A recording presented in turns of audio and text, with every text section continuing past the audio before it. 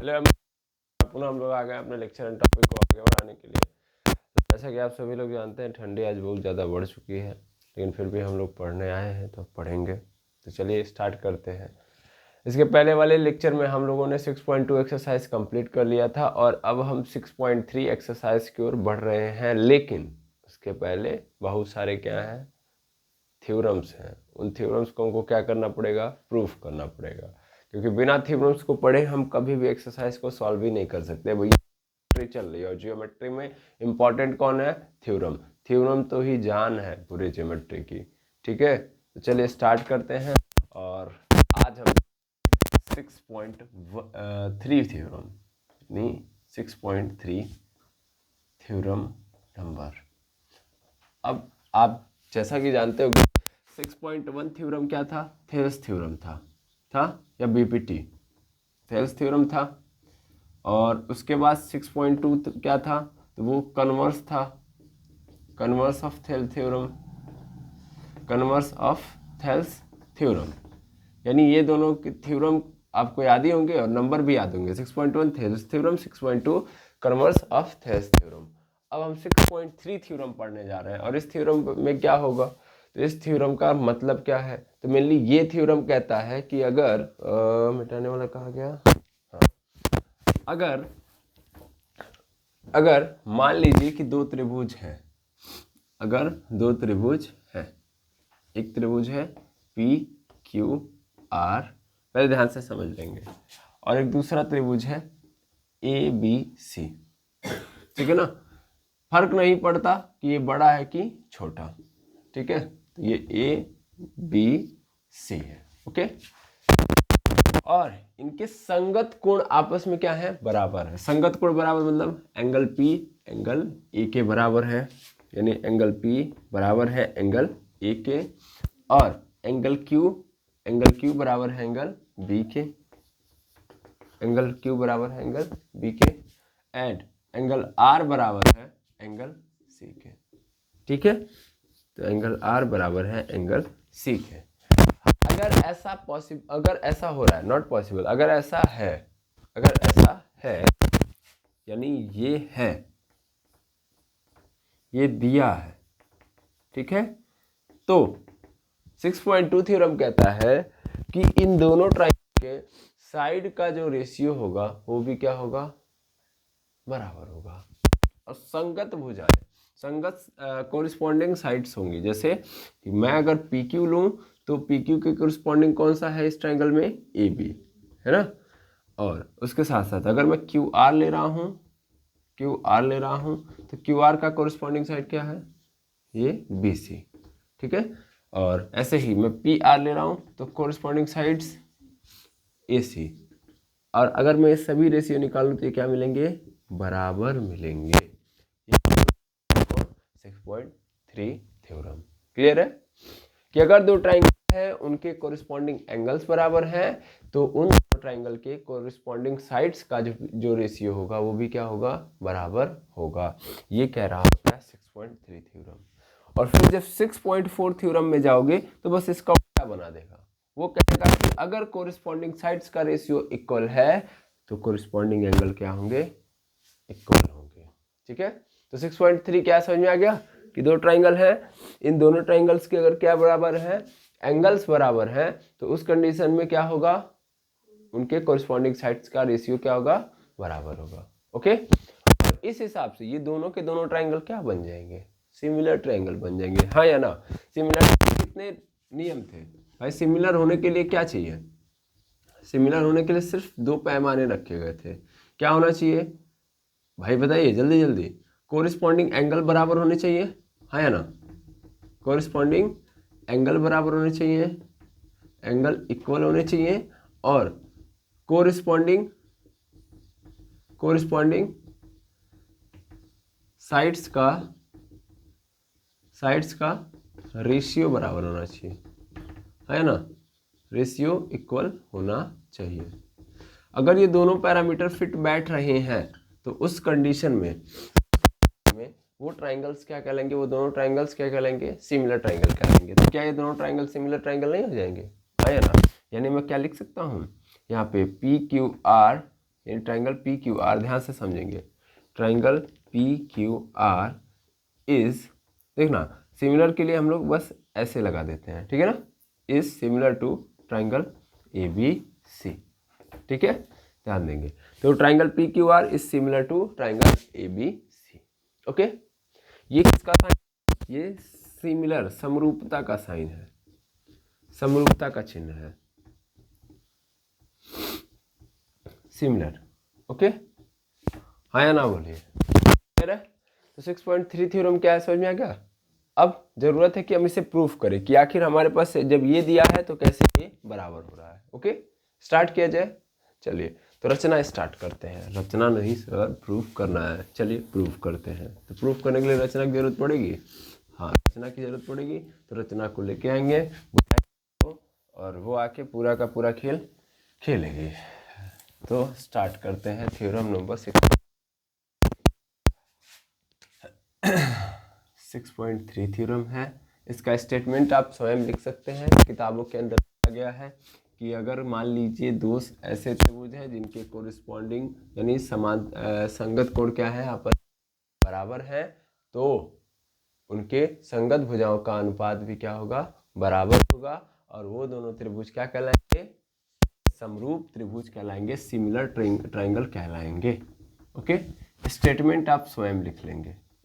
Statement जो मैंने बोला है वही है, ठीक है, जो मैंने बोला है वही आपको लिखना है। अगर आप लिखना चाहें तो लिख सकते हैं। यदि दो त्रिभुज जिनके संगत कोण आपस में क्या हो, बराबर हो, तो उनके संगत भुजाओं का अनुपात भी क्या होगा, बराबर होगा। और ये दोनों त्रिभुज समरूप त्रिभुज कहलाएंगे। ओके, या समरूप त्रिभुज होते हैं, यही लिखना है यहाँ पे।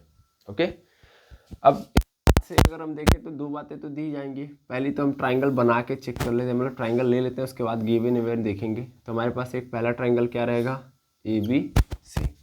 दूसरा ट्राइंगल मैंने क्या ले लिया, पी क्यू आर, ठीक है ना, पी क्यू आर, ठीक है, बराबर होगा, ये जरूरी पहले जरूरी नहीं कि ये वाला बड़ा हो सकता है, एक बड़ा हो एक छोटा हो। ओके, अच्छा, अब क्या करना है, तो क्या करना नहीं, पहले क्या गिवन है वो देखिए। गिवन क्या है, गिवन एंगल ए, अभी जस्ट बताया था, एंगल ए बराबर है एंगल पी के, है ना। इसके साथ साथ एंगल बी बराबर है एंगल क्यू के। अच्छा, एंगल सी बराबर है एंगल आर के। तो angle C is equal to angle R, ठीक। उसके बाद क्या प्रूफ करना है, क्या प्रूफ करना है भैया, टू प्रूव ये करना है कि साइड्स का जो रेशियो है, कोरिस्पॉन्डिंग साइड्स का ratio A B upon P Q बराबर है, A B upon P Q बराबर है B C upon Q R के। और ये बराबर है किसके, बोला कौन, A C upon P R के, ठीक है ना, इन तीनों, ठीक है। यही हमको क्या करना है, प्रूफ, ठीक है। तो स्टार्ट किया है। सबसे पहले कुछ क्या करेंगे, कंस्ट्रक्शन करेंगे, कुछ रचनाएं करेंगे। रचना, यही थी रचना, ये लड़की नहीं है। अब क्या रचना करेंगे, तो हम एक लाइन करेंगे। हम क्या करेंगे, एक लाइन ड्रॉ करेंगे, ऐसे एक सीधी एक लाइन ड्रॉ कर देंगे। नाम दे देंगे हम लोग एक्स वाई, ठीक। ये जो एक्स और वाई ले रहे हैं, एक्चुअल में नाप ले रहे हैं। क्या करके ले रहे हैं, नाप के।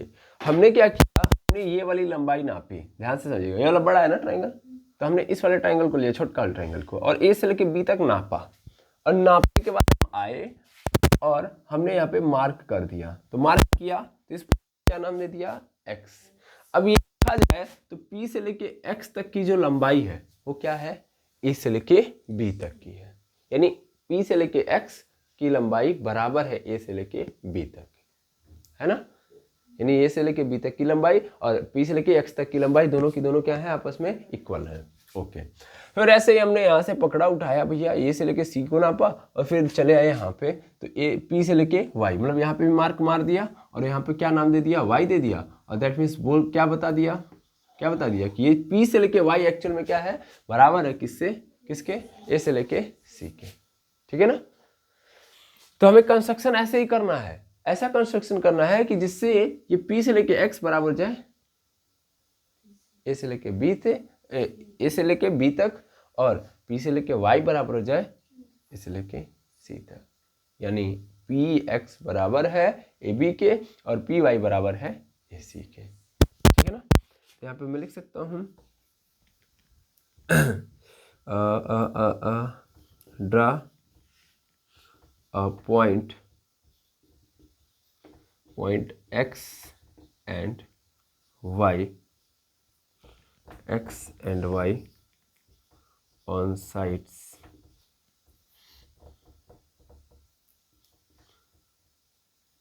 PQ and PR like PX is equal to AB, PX is equal to AB and PY is equal to AC, ठीक है, ठीक है। अच्छा इसको भी कैपिटल ले लेते हैं, नहीं P है यहाँ पे X, यहाँ पे P है तो यहाँ पे Y दिख रहा है ना, यहाँ तक दिख रहा है ना, ठीक। तो इस तरीके से हमने ड्रॉ कर लिया। एक मिनट हम देख ले रहे हैं खुद, ओके, नहीं एकदम क्लियर है, ठीक। तो Px बराबर है AB के और Py है AC, हो गया।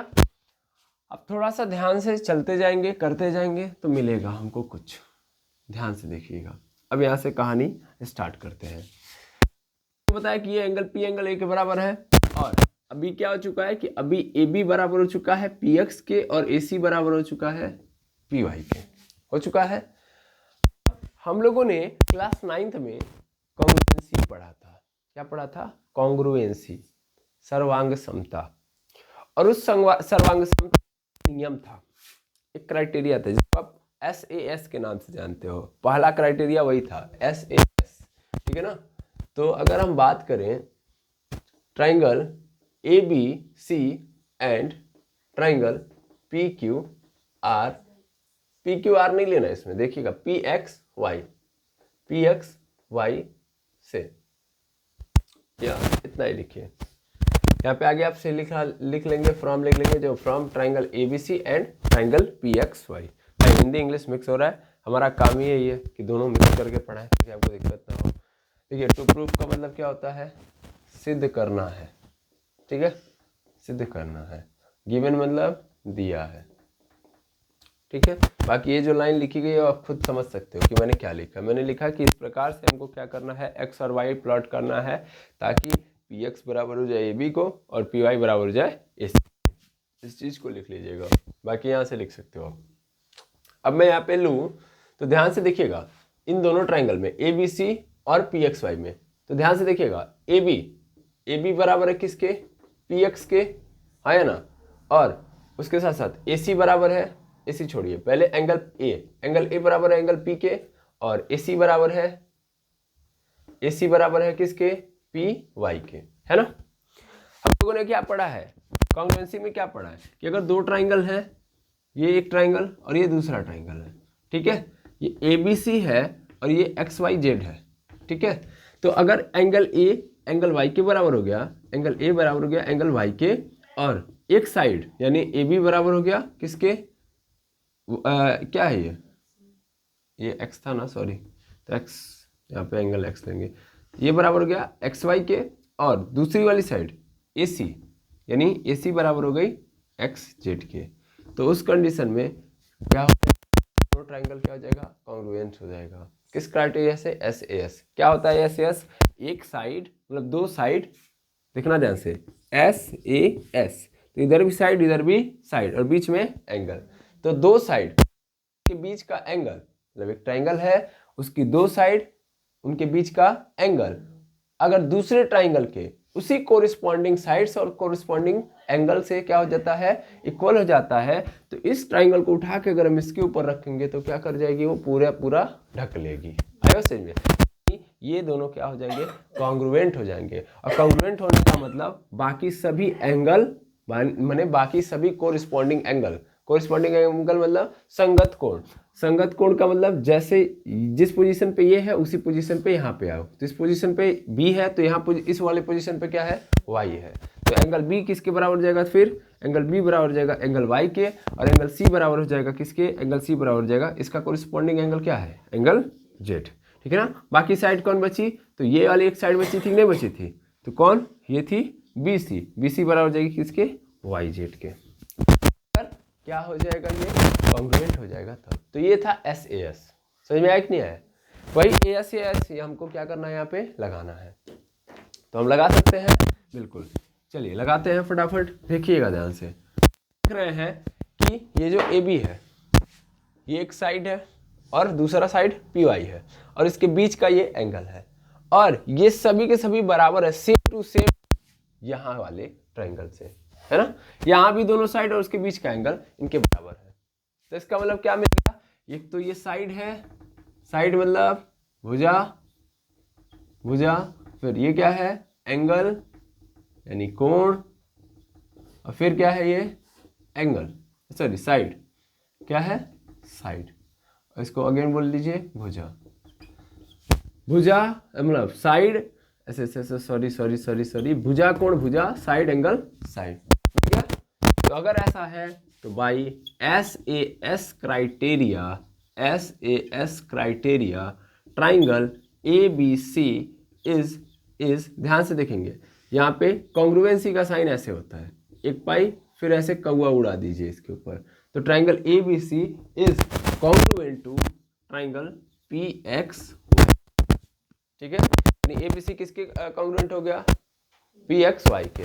और अगर ऐसा हो गया तो मैंने क्या बताया था, बाकी के जो बचे हुए हैं, क्योंकि एक ट्राइंगल के पास 6 चीजें होती हैं, 3 एंगल 3 भुजा होते हैं ना, 3 कोण और 3 भुजा, तो 3 हमने बराबर कर दिए, बाकी 3 अपने आप बराबर हो जाएंगे, ठीक है ना। तो triangle A B C is similar congruent to P X Y, then by C P C T, by C P C T कौन कौन सा एंगल, ये एंगल x बराबर हो जाएगा किसके, एंगल b के, यानी angle x is equal to angle b, और ऐसे ही angle y is equal to क्या हो जाएगा, angle y is equal to हो जाएगा एंगल c, हो जाएगा, हो जाएगा। और इसके साथ साथ ये वाली साइड BC किसके बराबर हो जाएगी, BC बराबर हो जाएगी XY। समझ में आए। जब ये तीनों बराबर हो गए तो सास क्राइटेरिया से ये तीनों भी आपस में क्या हो जाएंगे, ठीक है ना, क्लियर है। हाँ, अब ध्यान से समझिएगा, ध्यान से समझिएगा, इसको आप क्या मान लीजिए, इसको आप इक्वेशन नंबर 1 मान, यहाँ पे इक्वेशन थोड़ा बना दीजिएगा 2, ये क्या मानिएगा 3, अब यहाँ पे क्या आया है, यहाँ पे आया है 4, यहाँ पे क्या आया है 5, नहीं 4 इसको दे दीजिएगा, एक काम करिए 4 इसको दे दीजिए, 5 इसको दे दीजिए, 6 इसको दे दीजिए, 6ठा नंबर, और ये 7वां नंबर, ठीक है। इसको लेने की जरूरत नहीं है, ओके। फिलहाल में ध्यान रखिएगा कि angle y is equal to angle c हो चुका है।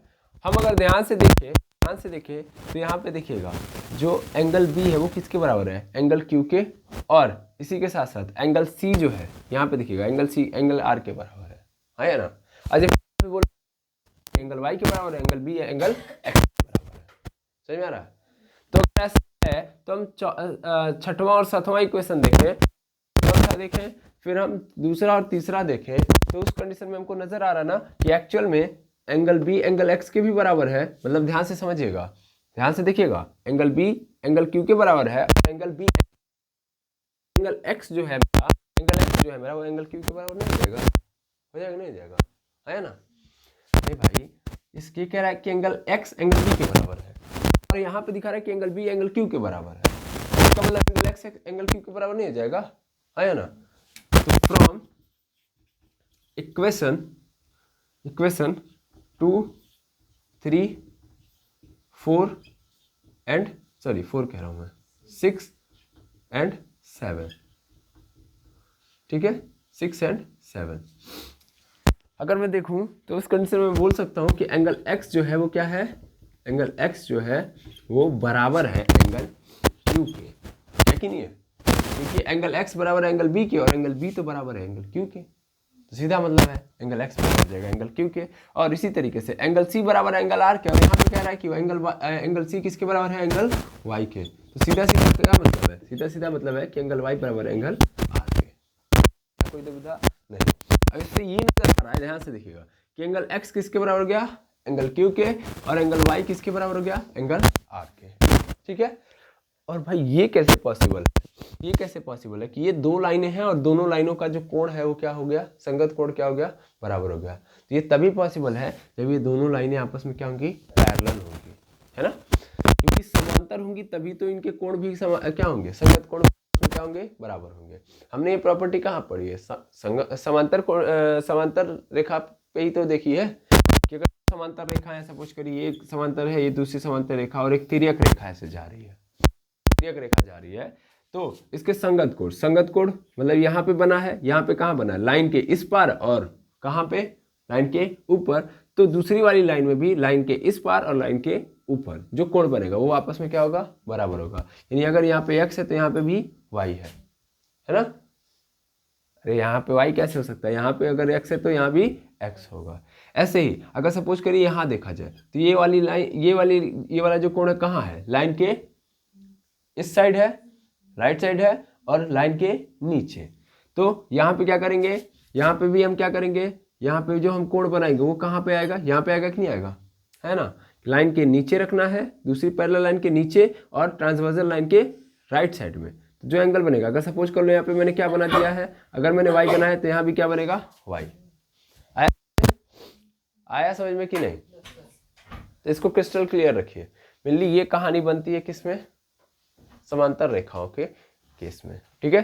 तो इसका मतलब सीधी सीधी बात क्या है, यहाँ पे ये समझ में आ गया कि ये दोनों क्या हैं, ये दोनों क्या हैं, तब पैरेलल हैं। ठीक है ना, इस तरह। इसलिए यहाँ पे अगर मैं देखूं तो angle X Y is parallel to क्या, क्यू आर, आया ना। यानी एक्स वाई क्या हो गया, पैरेलल हो गया क्यू आर के, क्योंकि ये क्या है, ये तो संगत कोण हो गए, है ना। बोथ आर कोरिस्पॉन्डिंग एंगल,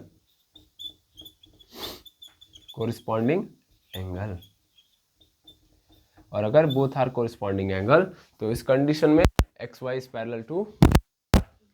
ठीक है। तो सबसे पहले इतना नोट कर लीजिए, इतना नोट कर लेंगे तो उसके बाद मैं क्या करूंगा, यहाँ हटाऊंगा, क्योंकि इधर वाला हटा देंगे तो फिर कंफ्यूजन क्रिएट हो जाएगा। कंफ्यूजन नहीं होगा, अरे आंसर वो आएगा तो अब कहाँ देखेंगे कहाँ है, इसलिए हम इसको हटाएंगे यहाँ से पूरा का पूरा, सिर्फ इतना पोर्शन रखेंगे, इस पोर्शन को लेके चलेंगे। तो इतना नोट, चलिए कर लिया होगा, गुड। अब मैं इस पार्ट को हटा देता हूँ, रिमूव करता हूँ यहाँ से। अब आप देख पा रहे हैं हमारे पास ये आया है X Y is parallel to Q R. ठीक है, हमारे पास आ चुका है कि X Y is parallel to Q R. और एक ट्राइंगल के अंदर अगर कहानी बन गई तो कौन दौड़ते दौड़ते चला आता है, थेल्स साहब का थ्योरम। ठीक है, यानी यहां से अगर हम लगाएं 6.1 थ्योरम के अनुसार, 6.1 थ्योरम लगा सकते हैं। ये दोनों लाइन क्या है, पैरेलल है, और ये लाइन इस ट्राइंगल के भुजाओं को इंटरसेक्ट कर रही है। तो थेल्स थ्योरम कहते हैं कि अगर लाइन पैरेलल है तो ये जो काट रही है लाइन, यानी इस साइड्स को डिवाइड कर रही है, तो इनके डिवीजन का जो रेशियो होगा आपस में क्या होगा, इक्वल होगा। That means if X Y is parallel to Q R, then px upon qx is equal to px upon qx is equal to क्या हो जाएगा भैया, py upon yr या ry, py upon ry। Clear है, मैंने अपने मन से बोला है नहीं, बाई 6.1 थ्योरम,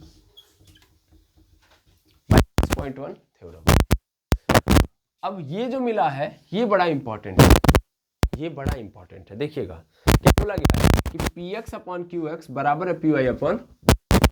ओके, सबसे पहला काम तो हम ये करेंगे कि इसको एक पूरी भुजा बनाएंगे, पूरी भुजा। मेरे लिए आप जानते हो कि यहाँ पे जो px है, यहाँ पे px है, वो px किसके बराबर है, ab के। वो तो एक सेकंड में अभी हम रख देंगे px के यहाँ पे ab, तो अपना खेल वहीं पे खत्म हो जाएगा।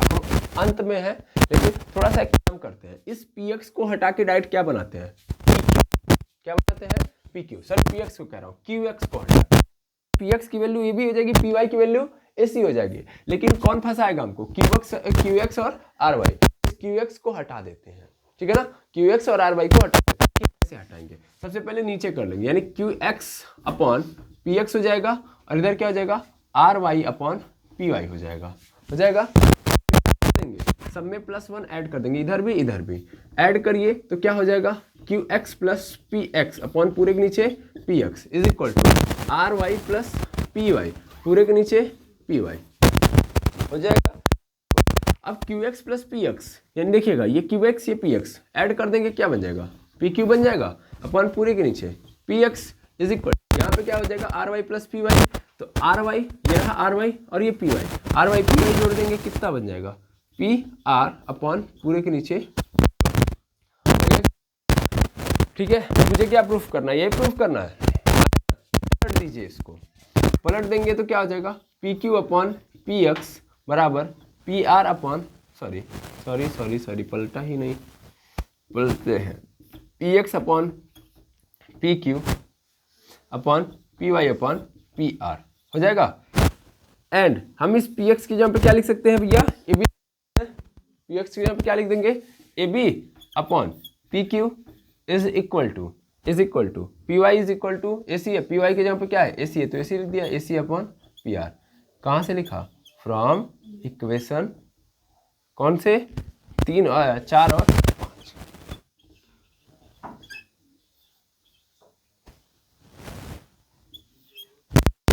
ठीक आया ना, तो बन गया आपका ab upon pq is equal to ac upon pr, मिल गया कि नहीं मिल गया, मिल गया। आपको यही तो प्रूफ करना था, है ना। अब आपके मन में इधर चल रहा होगा, सर ac अपॉन pr तो हमने प्रूव नहीं किया, है ना।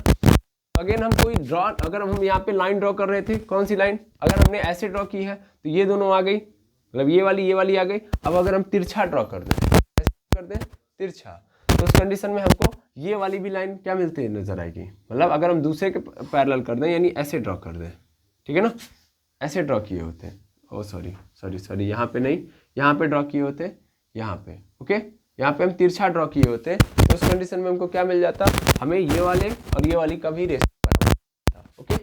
जब ये दो बराबर है तो तीसरा अपने आप बराबर है। वैसे भी हमको पता है कि BC बराबर है किसके, BC बराबर था XY के, और ऑलरेडी XY क्या था, पैरेलल था इसके, ठीक है ना, तो यहाँ से खेल चल ही जाता, कोई दिक्कत थी नहीं।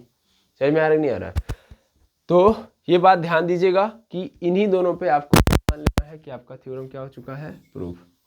अरे दो बराबर आ जाएगा, तीसरा भी क्या होगा, इक्वल होगा, अनइक्वल कैसे हो सकता है, ओके ठीक है। अगर आपको नहीं आएगा तो बताएंगे, तो हम अगेन प्रूफ कर देंगे। बाकी ये क्या हो गया आपका proof, that is proofed.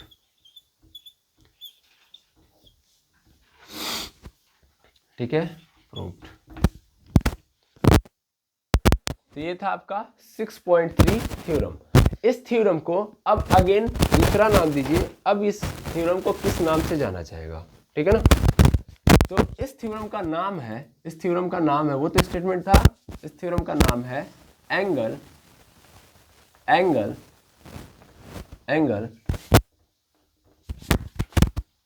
Similarity. ठीक है, एंगल सिमिलरिटी, सीधा सीधा इसको बोला जाता है कोण